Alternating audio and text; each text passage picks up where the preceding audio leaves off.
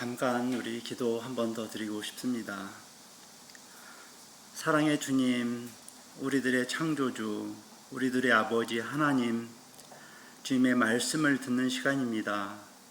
하나님 말씀으로 감동 주셔서 하나님이 누구신지 알게 하시고 우리의 믿음의 기초 위에 하나님께서 주시는 구원의 감격과 감동 있는 삶을 살 수 있도록 하나님 도와주시옵소서. 주 예수님의 이름으로 기도드립니다. 아멘. 어떻게 하면 구원받은 이후에 이 구원의 감격과 정말 주님과 동행하는 삶을 살 수 있을까? 그것을 놓고 기도하고 또 그렇게 고민하고 있었지요. 그런데 최근에 목사님께서 주신 그 영적 침체라는 책을 읽으면서 너무 좋은 말씀이고 나누고 싶다는 말씀이 되어서 제가 그 책을 인용하여 오늘 여러분과 나누고자 합니다. 먼저 질문을 한 가지 드려보겠습니다. 여러분은 자기 자신에게 이렇게 말을 하는 편입니까? 아니면 자기 자신이 나에게 하는 말을 듣는 편입니까? 좀 어려운가요? 자기 자신이 계속 어떤 식으로 계속 나를 이끌어갈 때가 있어요. 휘둘리는 거죠, 내가. 그러면 어떻게 해야 될까요? 이 말씀을 보면서 저도 내가 정말 내 자신한테 휘둘리면서 살았네? 그렇게 발견했어요. 자기 자신이 우리를 낙심하게 할 때, 그때는 어떻게 해야 될까요? 그럴 때는 우리는 우리 자신에게 책망해야 됩니다. 또는 야단을 쳐야 돼요. 때로는 하나님의 말씀으로 내 자신에게 말해줘야 합니다. 하나님의 말씀을 우리 자신의 영혼에게 들려줘야 해요. 우리가 알고 있는 사실들을 우리 자신에게 상기시켜줘야 합니다. 우리 자신의 뜻대로 우리를 막 휘두른 대로 놔두면 우리는 계속 그렇게 끌려가게 될 것이고 앞으로도 계속 우리 자신에게 우리가 휘둘리며 사는 인생을 살 수 있게 됩니다. 마귀는 우리를 침체시키기 위해서 우리를 장악하고 이용해요. 그래서 우리는 우리 자신에게 휘둘리면 안 돼요. 우리가 항상 기뻐하고 쉬지 말고 기도하고 범사에 감사하고 그렇게 살기를 원합니다. 그러나 그렇게 하지 못할 때가 있어요. 이럴 때 우리는 어떻게 해야 될까요?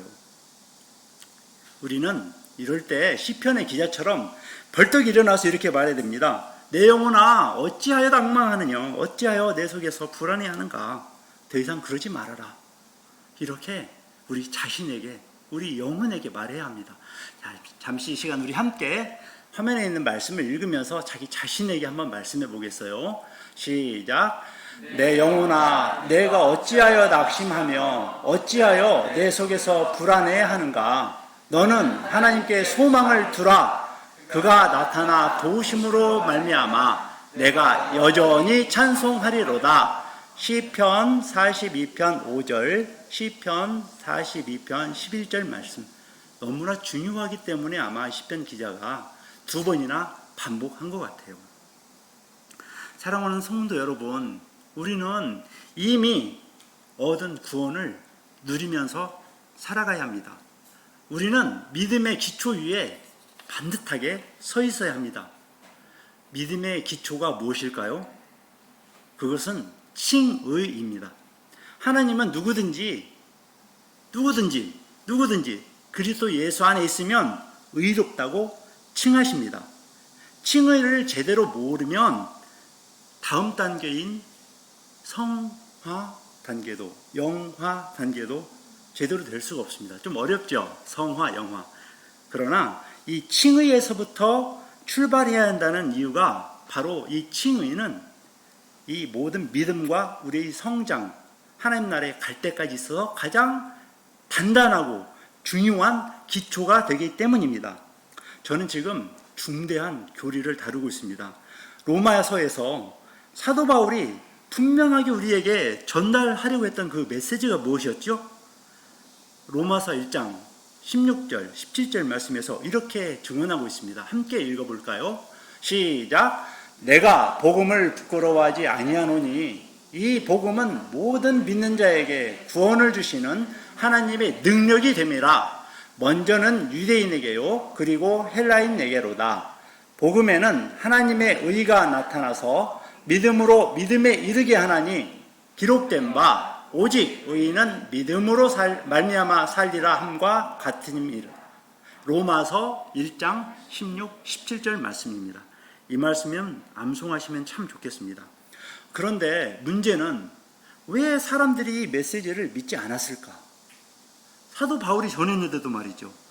그 이유는 사람들이 이 의의 필요성을 깨닫지 못했기 때문이었습니다. 그들은 의에 대해 잘못된 관점을 가지고 있었어요. 사도 바울께서 말씀하셨던 의의는 하나님과 관계된 의의입니다. 그런데 사람들이 생각했던 의의는 행위의 의의입니다. 하나님과 올바른 관계를 맺지 못하면 결국 행복도 없고 평안도 없고 우리가 기대하는 그런 기쁨의 삶도 없습니다. 창조주 하나님과 피조물인 우리 사람과 올바른 관계를 맺어야만 참된 행복과 평안과 기쁨의 인생을 누리게 됩니다. 확신에 찬 그리스도인 그리고 비참한 그리스도인 모두 이 의견에 동감합니다. 동의해요. 그런데 비참한 그리스도인은 이 의를 얻는 방법을 잘못 알고 있습니다. 기독교의 구원의 이 기쁨과 이 구원을 누리기 위해서라면 분명히 우리가 먼저 알아야 할 것이 있는데 오늘 그 원리 세 가지를 말씀드리고자 합니다. 자, 구원을 누리며 살아가는 그리스도인 세 가지 원리. 첫 번째는 그것을 아는 지식입니다. 첫 번째는 내 자신이 유죄임을 아는 것입니다. 유죄, 내가 죄가 있구나. 유죄임을 아는 것입니다. 자신의 죄성을 철저히 아는 것입니다. 참된 기독교의 기쁨을 경험하려면 먼저 자기 자신이 죄인이라는 것을 아주 철저하게 알아야 해요. 비참한 그리스도인의 진정한 문제가 무엇이냐 하면 자기 자신이 유죄라는 것을 알지 못하고 있고 또한 정말 이 죄 때문에 비참해져 본 적이 없다는 것이에요.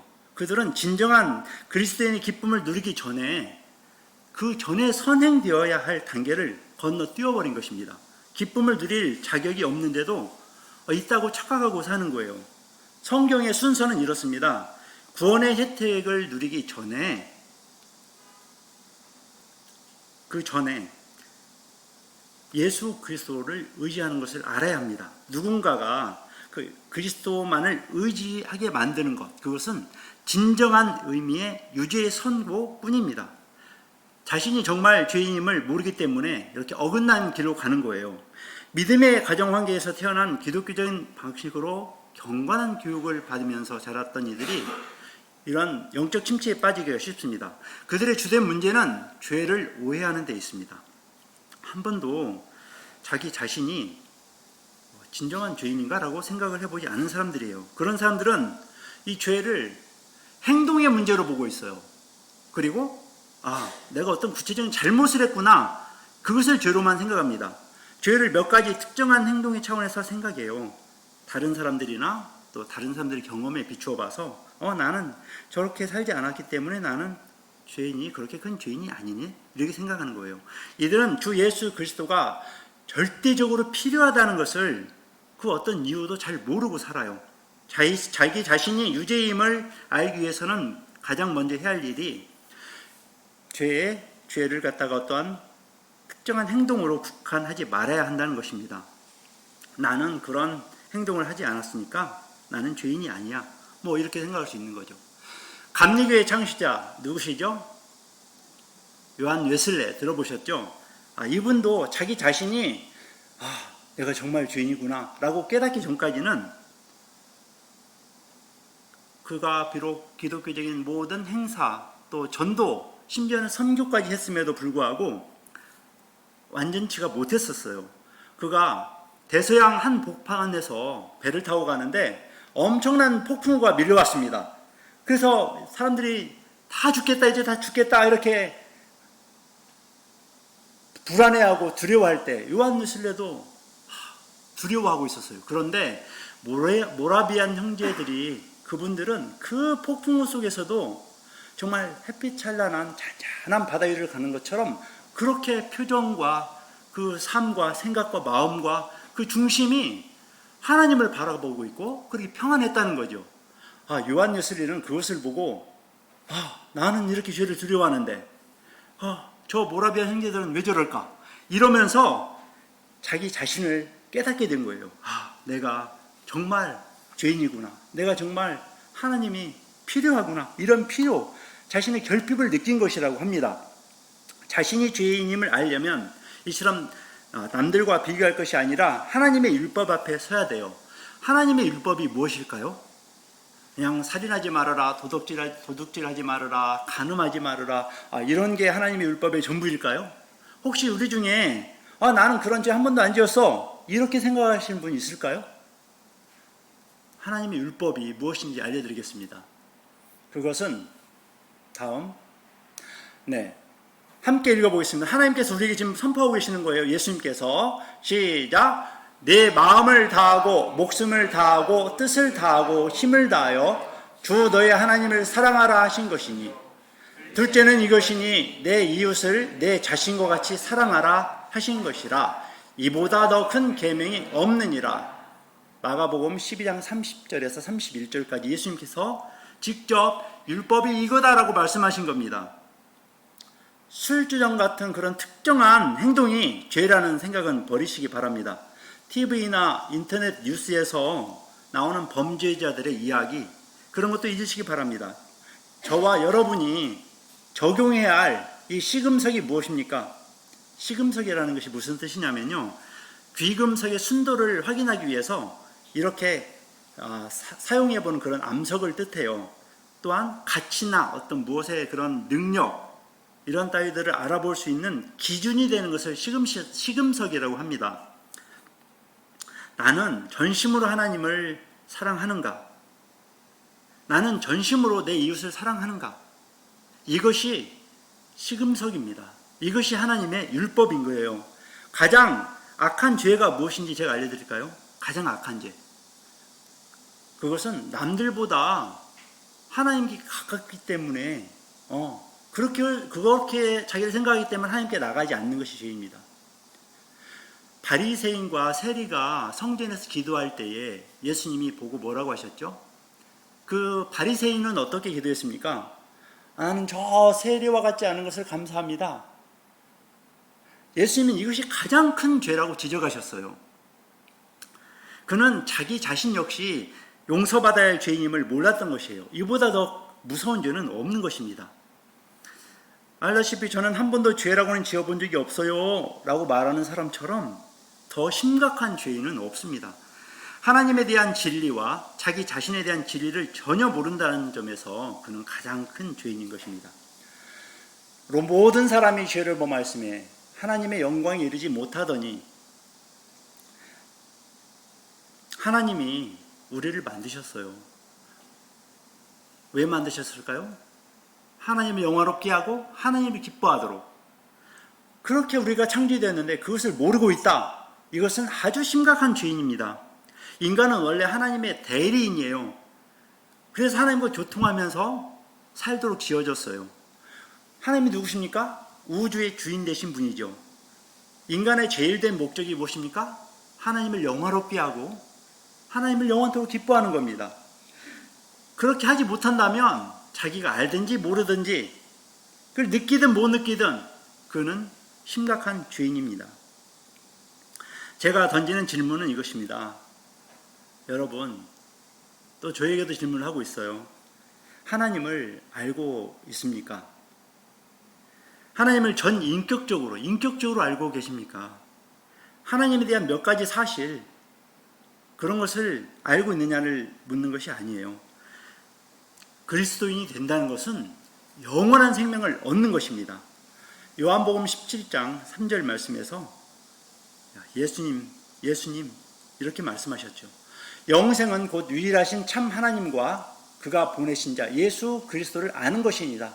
예수 그리스도를 알지 못한다, 그거는 영생이 없는 겁니다. 예수 그리스도는 나에게 실제적인 분인가라는 것을 스스로 이렇게 질문해 보시기 바랍니다. 이 질문은 하나님을 개인적으로 알고 있으며 하나님을 진정으로 즐거워하는가 하는 것을 묻는 질문입니다. 우리 각자는 하나님이 내 삶과 내 영혼의 중심이자 가장 큰 기쁨입니다 라는 질문에 그렇다고 대답할 수 있어야 합니다. 하나님은 그렇게 살도록, 하나님과 교통하고 그를 즐거워하며 그와 동행하도록 우리를 지으신 것입니다. 여러분, 저와 여러분은 그렇게 살아야 할 너무너무 존귀한 존재예요. 그렇게 살지 못한다는 것이 바로 죄이고 죄의 핵심이 이것입니다. 우리는 그렇게 살아야 하고 거부할 권리가 없어요. 그것을 거부한다면 그건 가장 심각하고 악한 죄입니다. 다시 말해서 죄의 핵심은 전적으로 하나님의 영광을 위해 살지 않는 데 있습니다. 물론 특정한 어떤 죄를 지으면 하나님 앞에 그 죄책이 더 무거워지지만, 설사 그런 죄를 짓지 않는다 해도 자기 삶에 만족하고 또 성취를 자랑하고 남을 무시하고 자기보다 남을 낮게 여기는 죄, 이런 무서운 죄를 면할 길이 없습니다. 이처럼 자신이 유죄 판결을 받은 죄인임을 아는 것이 첫 번째입니다. 구원을 누리며 살아가는 그리스도인이 되기 위해서 알아야 할 두 번째 원리는 무엇일까요? 그리스도 안에 누리며, 구원을 누리며 살아가는 그리스도인의 세 가지 원리 중 두 번째는 그리스도 안에, 예수 안에 구원의 길이 있다는 것을 아는 것입니다. 하나님이 우리를 구원하시기 위해서 예수님을 죄의 화목 제물로, 우리 죄를 위한 화목 제물로 삼으셨다는 것은 우리가 지은 죄의 책망을 예수님께 지우셨다는 뜻입니다. 우리 죄는 예수님께 전가되었고 하나님은 그 안에서 우리 죄를 처리하셨습니다. 이처럼 그리스도 예수 안에서, 예수 그리스도께서 십자가에서 달리신 그의 몸 안에서 우리 죄를 벌하셨기 때문에 정당하게 우리를 용서하실 수 있는 것입니다. 아시다시피 이것은 너무너무 고상한 교리입니다. 인간이 감히 설명하기 어렵습니다. 그럼에도 사도 바울은 설명을 해야 됐고 저도 반복해서 이 말씀을 설명하고 있는 것입니다. 하나님은 의로우시고 거룩하시고 영원하시기 때문에 죄를 그냥 벌하지 않고 용서하실 수는 없는 분이십니다. 죄를 벌하겠다고 말씀하셨기 때문에 반드시 죄를 벌하셔야 하며 실제로 죄를 벌하셨습니다. 그리하여 자기도, 하나님 당신도 의로우시고 예수 믿는 자도 의롭다 하실 수 있는 것입니다. 할렐루야. 참된 복음과 참된 기쁨과 참된 행복의 문으로 걸어가기를 원하신다면, 그렇다면 우리는 우리 과거와 영원한 안녕을 구해야 합니다. 바이바이. 우리의 모든 죄는 예수 그리스도, 예수 십자가 위에서 완전히 도말되었기 때문입니다. 아멘. 그리스도 안에서 여러분의 모든 과거가 덮이고 도말되었음을 깨달아야 합니다. 다시는 자신의 죄를 돌아보지 마시기 바랍니다. 이제 다 끝났다, 그리스도가 피로 다 덮어주셨다라고 선포하시기 바랍니다. 누구든지 그리스도 안에 있으면 새로운 피조물이라, 이전 것은 지나갔으니 보라 새 것이 되었도다. 우리 사도 바울을 통해서 하나님께서 이렇게 선포하시는 음성을 들으시기 바랍니다. 이것이 첫걸음입니다. 자기 자신이나 어떤 충분한 자격이 있다는 생각 이제 떨쳐버리시기 바랍니다. 오직 주 예수 그리스도만 바라보시기 바랍니다. 그래야 참된 행복과 기쁨의 문이 열립니다. 우리에게 필요한 것은 더 나은 삶을 살아야겠다, 어떤 그런 금식을 해야 되겠다, 어떤 노력을 하겠다거나 어떤 기도를 열심히 하겠다, 그런 결심이 아닙니다. 다만 다음과 같이 고백하면 됩니다. 한번 읽어보실까요? 시작. 내 허물 속하려 죽으신 그분 예수님만 믿습니다. 다시 한번 읽어볼게요. 내 허물 속하려 죽으신 그분 예수만 믿습니다. 아멘. 이 첫걸음을 내딛으십시오. 그 즉시 한 번도 경험해보지 못한 그런 기쁨과 해방감이 몰려올 것입니다. 우리 오늘 말씀, 그러므로 사람이 의롭다 하심을 얻는 것은 율법의 행위에 있지 않고 믿음으로 되는 줄을 우리가 인정하노라. 오늘 시간 우리 함께 듣고 보았습니다. 인정합니다. 절망적인 죄인들에게 놀라운 구원을 주신 우리 하나님의 그 성호를 찬송하시기 바랍니다. 이제 오직 예수 그리스도 그분으로 의롭다 칭함을 받은 우리는 그 믿음 기초 위에 이제 우리 굳건히 섰습니다. 그 다음에 어떻게 해야 될까요? 그 굳건한 믿음 위에 우리는 자라가게 됩니다. 구원의 확신, 정말 참된 그리스도인으로 살아가는데 필요한 지식 세 번째는 믿음과 의심은 공존할 수 있으며 믿음은 성장해 간다는 것입니다. 그리스도인이 되었으니까 이제 의심이 생기지 않겠지? 아닙니다. 믿음이 있어도 의심에 빠질 수 있습니다. 그리스도인으로 살면서 단 한 번도 의심하지 않은 사람이 있을까요? 있다면 그는 기초부터 다시 점검해 보면서 자기 자신이 거짓 평안을 누리고 있는 것은 아닌지, 이른바 건방진 믿음에 안주하고 있는 것은 아닌지 확인해 보는 것이 좋습니다. 이 땅에 살았던 가장 위대한 성도들의 생애를 읽어보면 그들 역시 의심의 공격을 받았던 것을 알 수 있습니다. 의심과 믿음, 우리가 이 세상을 살아가면서 생깁니다. 의심하면서도 믿음을 가질 수가 있어요. 약한 믿음 가질 수 있습니다. 의심의 지배를 받는 것은 믿음이 약하다는 것입니다. 믿음이 사라진 것은 아니지만 미약했기 때문에 의심에 지배당했고 압도되어서 흔들렸습니다. 그러나 의심의 공격을 받는다고 반드시 지배당하는 것은 아닙니다. 의심이 지배하지 않도록 우리가 어떻게 해야 돼요? 자기 영혼에게 말해야 합니다. 그러므로 주 예수 그리스도와 그분의 능력을 알고 변함없이 신뢰하며 의지해야 합니다. 바다 위를 걸어본 적이 있으십니까? 여러분 중에? 네, 그런 사람이 있다면 베드로였죠. 베드로는 예수님께서 바다 위를 걸어오라고 하셨을 때 베드로는 예수님을 바라보고 걸었습니다. 실제로. 그런데 파도를 보는 순간 빠졌습니다. 그 순간 의심하게 된 거죠. 베드로도 의심이 있었습니다. 베드로도 예수님인가 3번 부인했죠. 그렇지만 그 베드로, 그는 그의 믿음이 장성하고 성장해서 베드로 말 그대로 반석 같은 믿음으로 위대한 사도의 역할을 잘 감당하신 분이지 않습니까? 다음 슬라이드를 보시면요, 너희가 내 말에 거하면 참 내 제자가 되고, 지금 예수님께서 여러분에게 하신 말씀이에요. 진리를 알지니 진리가 너희를 자유롭게 하리라. 아멘. 여기서 진리란 예수 그리스도에 대한 진리를 말합니다. 삼위일체 되신 예수님의 위격, 예수님의 사역, 예수님의 직무, 예수님의 현재 모습에 대한 진리, 이것이 우리에게 진정한 자유를 줍니다. 이 세상을 살아갈 때 어떤 문제가 닥쳐와도 예수 그리스도 그분을 바라보아야 합니다. 아멘. 비록 우리의 믿음이 현재는 나약한다 할지라도 예수 그리스도에 대한 진리를 알아갈수록 우리의 믿음은 성장합니다. 때때로 의심이 생긴다 해도 자에게 하나님의 말씀으로 말씀하시기 바랍니다. 예수 그리스도를 더욱더 알아가면서 성장하는 그리스도인, 우리의 기쁨, 우리의 감격, 우리의 감동 또한 동반하여 성장해 갈 것입니다. 여러분의 믿음이, 정말 구원의 기쁨이 이렇게 성장해 가시기를 주 예수님의 이름으로 축복합니다. 우리 손인승 담임 목사님, 하미교회 목사님께서 자주 하시는 질문이 있죠. 여러분은 지금 여러분에게 직면한 그 문제가 커 보입니까? 아니면 그 문제를 살아가신 하나님이 커 보이십니까? 참 그 말씀 들을 때마다 바로 하나님이 더 막 점점 커 보이지 않습니까? 하나님이 더 크게 보이는 것, 이것이 바로 믿음입니다. 그리스도 안에 있는 약속을 바라보고 그 약속을 믿는 것이 바로 진정한 믿음입니다. 다른 것은 보지 않는 것입니다.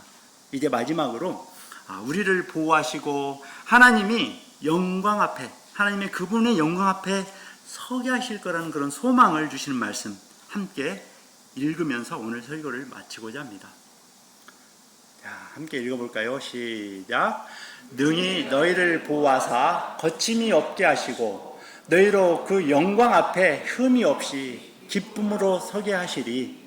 곧 우리 구주 홀로 하나이신 하나님께 우리 주 예수 그리스도로 말미암아 영광과 위엄과 권력과 권세가 영원 전부터 이제와 영원토록 있을지어다. 아멘. 유다서 24장 25절 말씀. 아멘. 우리가 흔들리지 않는 기쁨과 확신에 찬 그리스도인으로 구원의 기쁨을 누리며 살아계시를 진심으로 축복드립니다. 잠깐 기도드리겠습니다. 하나님 아버지, 우리 자신이 죄인임을 알게 하시니 감사합니다. 그리스도 예수 안에 구원의 길이 있다는 것을 알게 하시니 감사합니다. 이 믿음이 의심과 공존할 수 있다. 그러나 믿음으로 그 믿음은 성장해 간다는 사실을 알게 하시니 감사합니다. 하나님 아버지, 우리 모두 다 함께 하나님 앞에 서는 그날까지 그리스도 예수 안에서 풍성한 삶을 누리고 구원의 감격을 누려감으로 하나님 앞에 설 수 있도록 주님, 이 시간 다시 한번 축복하여 주시옵소서. 주 예수님 이름으로 기도드립니다. 아멘.